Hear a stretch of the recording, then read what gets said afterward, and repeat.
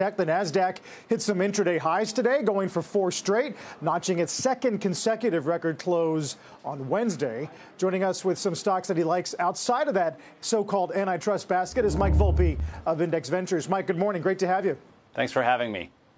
I do wonder what you make of these fresh legs in technology, in consumer discretionary, in non-profitable tech, in some of the meme names. I wonder, is it a macro issue or is it seasonality? What's driving it right now?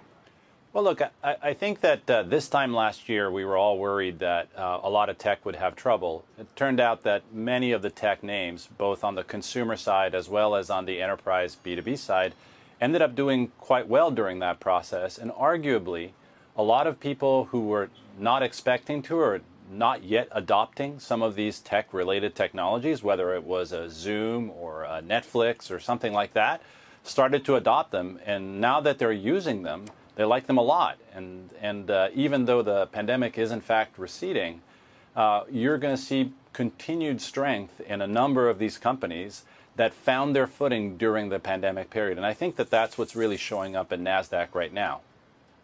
Does that mean that multiples and valuations have receded on the list of concerns?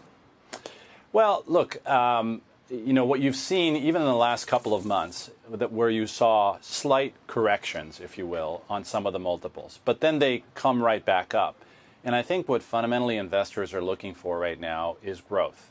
We're in an environment where we have relatively low interest rates, and yes, there are some fluctuations that happen around that. Bond yields are moving around. There are some concerns about inflation. But broadly speaking, we're in a very low interest rate environment.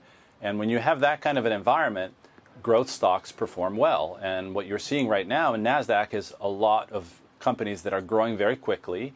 And to the extent that we can kind of maintain more or less the same macroeconomic environments, they're going to be viewed favorably, and you're going to see these fast growers perform well in the market.